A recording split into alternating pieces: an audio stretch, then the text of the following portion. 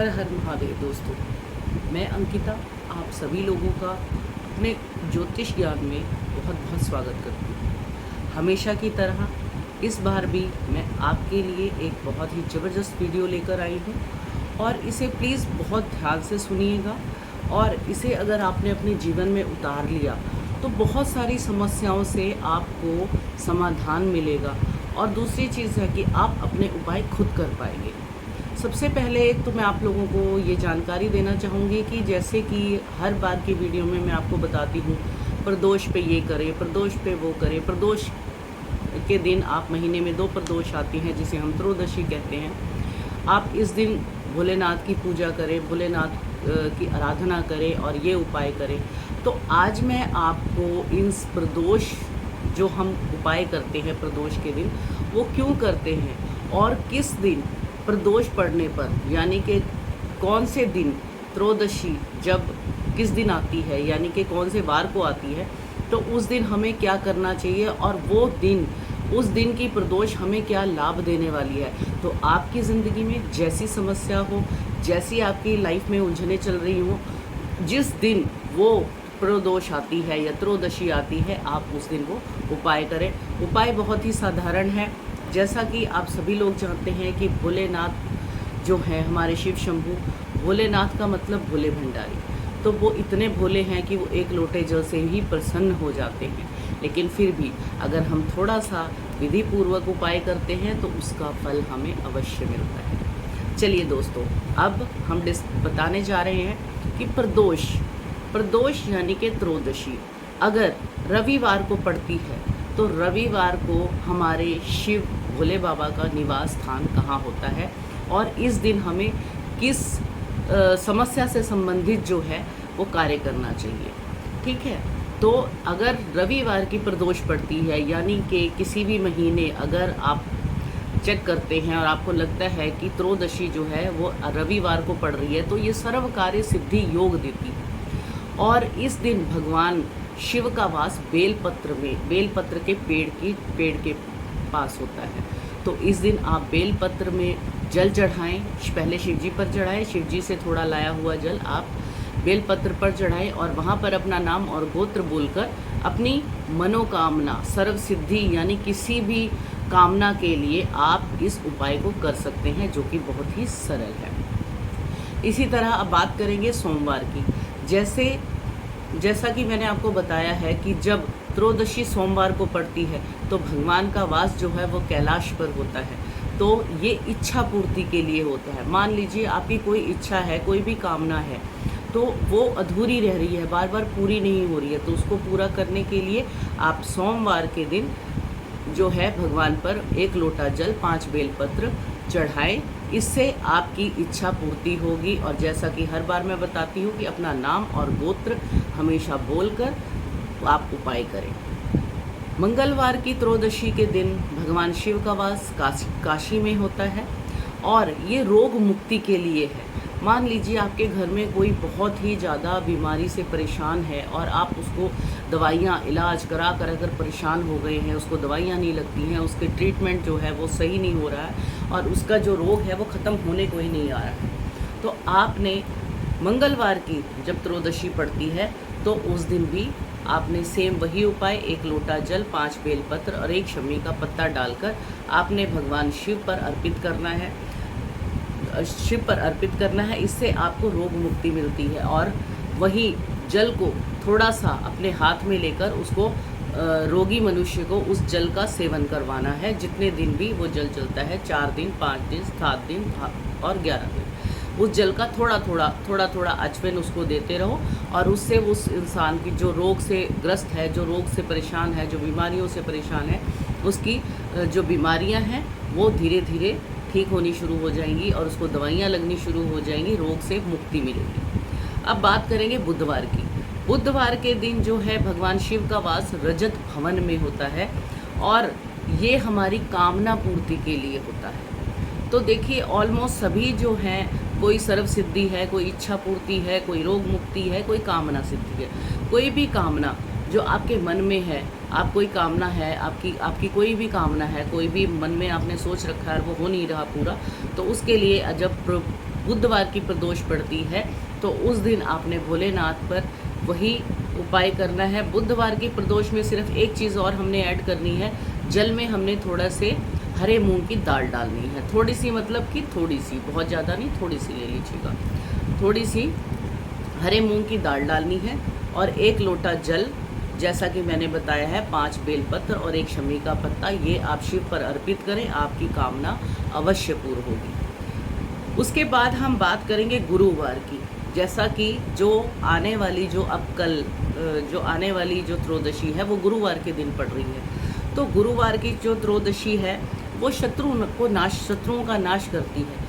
मान लीजिए आपको कोई भी है XYZ जो आपको बहुत परेशान कर रहा है और आप उसकी शत्रुता से परेशान हो चुके हैं, यानी कि शत्रु अगर होता है तो कुछ ना कुछ परेशानी देता रहता है। तो उसकी शत्रु का नाश करने के लिए गुरुवार की प्रदोष होती है और ये विवाह के लिए भी अच्छा होता है। विवाह के लिए आपने 1 लोटे जल में थोड़ी सी हल्दी डालनी है और उसे भगवान शिव पर अर्पित करना है।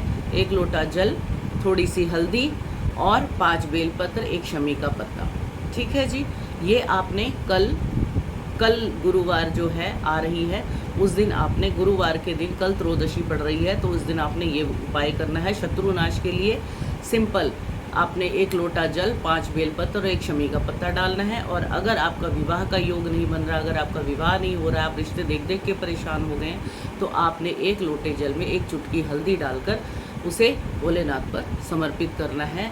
और भोलेनाथ की कृपा रही तो 3 से 4 महीने के अंदर अंदर आपके विवाह का योग जो है वो बन जाएगा, आपका विवाह हो जाएगा। अब बात करेंगे शुक्रवार की। शुक्रवार के दिन भगवान शिव का वास नीलकंठ में होता है, नीलकंठ में होता है और ये सुख शांति के लिए होता है। मान लीजिए आपके घर में बहुत कलेश लगा रहता है, पति पत्नी में बहुत झगड़ा होता है, बच्चे सुनते नहीं हैं, बच्चों की वजह से चिक होती रहती है, तो आप सारे उपाय करके परेशान हो चुके हैं, तो मेरे बताने से आप ये एक उपाय ज़रूर कीजिएगा कि जब भी प्रदोष यानी कि त्रयोदशी शुक्रवार के दिन पड़ती है तो उस दिन आपने 1 लोटा जल और 5 बेलपत्र, 1 शमी का पत्ता और थोड़ा सा गुड़ डालना है। गुड़ जो है मिठास लाता है, इससे रिश्तों में मिठास होगी और सुख, आपके घर में सुख शांति बनी रहेगी। तो सुख शांति के लिए शुक्रवार के दिन की जब प्रदोष पड़े तो उस दिन आप 1 लोटा जल और 5 बेलपत्र, 1 शमी का पत्ता, थोड़ा सा गुड़ डालकर भगवान शिव पर अर्पित कीजिए। अब बात करेंगे शनिवार की। शनिवार के दिन जब प्रदोष पड़ती है तो भगवान शिव का वास शमी के वृक्ष के नीचे होता है। तो शमी के वृक्ष के नीचे होता है और ये संतान सुख देता है। अगर आप कि जो आपके बच्चे जो हैं वो सुनते नहीं, आपके बच्चे आपको परेशान करते हैं और आप उनको समझा के थक गए हैं, तो आप मेरे बताए हुए इस उपाय को करें। जब प्रदोष शनिवार की पड़े तो आपने शमी वृक्ष के नीचे जो है भोलेनाथ पर चढ़ा हुआ जल थोड़ा सा वापस लेकर आएँ और उसे शमी के पौधे के नीचे उसको अर्पित करें और भगवान भोलेनाथ से प्रार्थना करें कि हमारी संतान को सद्बुद्धि दें और उसको जो भी उसकी अड़चने हैं उसको दूर करें और उसकी ज़िंदगी में सुख लाएं और शांति लाएं। तो ऐसा करने से आपकी बहुत सारी जो है समस्याएं मेरे हिसाब से हल हो गई होंगी। जिस दिन जो प्रदोष पड़ती है आप उस दिन उस समस्या से संबंधित आप वो उपाय करें। अब ये जो सारी चीज़ें मैंने आपको बताई हैं ये वैसे नहीं बताई हैं, ये शिव महापुराण में लिखा हुआ है और ये एकादशी जो है वो शंकर जी से बता रही हैं कि जो है आप प्रदोष के दिन भगवान शिव की किस किस तरह से आराधना करनी चाहिए और किस दिन प्रदोष पड़ने से वो क्या सुख देती है, किस मनोकामना पूर्ति के लिए होती है। और हो सके तो अगर आप ज़िंदगी में कभी भी, अगर आपका शरीर अलाउड करता है तो आप ज़िंदगी में त्रयोदशी यानी कि प्रदोष के दिन प्रदोष के व्रत अवश्य रखें। साधारण व्रत है, इसमें अन्न का सेवन नहीं किया जाता है, फलाहार रखा जाता है और एक समय मतलब जो है नमक का सेवन अगर हो सके तो 1 समय करें। अगर आपकी स्वास्थ्य ठीक नहीं है तो कोई दिक्कत नहीं है, आप फलाहार करते हैं। हो सके पूरी ज़िंदगी में तो आप 11 या 26 ज़रूर त्रयोदशी का व्रत रखें। ऐसा करने से आपको आपकी ज़िंदगी में यानी कि इस ज़िंदगी में भी और अगली ज़िंदगी में भी आपको शिव धाम में वास मिलेगा और आपके बहुत सारे पापों से आपको छुटकारा मिलेगा। क्योंकि जाने अनजाने हमारे हाथों से, हमारे पैरों के नीचे से कुछ ना कुछ पाप हो जाते हैं जो हम जानबूझकर नहीं करते। कई बार कीड़े मकोड़े हमारे पैरों के नीचे आ जाते हैं। हम जो खाना बनाते हैं उसमें भी कुछ ना कुछ जर्म्स होते हैं, उससे भी हमें पाप होता है। पाप ऐसा नहीं है कि आप किसी को दुख पहुंचाए, किसी को कष्ट दे तो वही पाप होता है। तो इसलिए अपनी ज़िंदगी में 11 या 26 प्रदोष के व्रत आप अवश्य रखें। प्रदोष व्रत नहीं कर सकते हैं, कुछ लोग जो प्रदोष व्रत नहीं रख सकते हैं, उनके लिए भी एक मैं बहुत ही अच्छी चीज़ बताने जा रही हूँ कि उसके लिए आपको क्या करना है। अगर आप प्रदोष नहीं रख सकते हैं, आप प्रदोष व्रत नहीं रख सकते हैं, आपका शरीर नहीं अलाउड करता है, तो प्रदोष के दिन, प्रदोष काल में आप 1 लोटा जल और 5 बेलपत्र भगवान शिव पर अर्पित करें।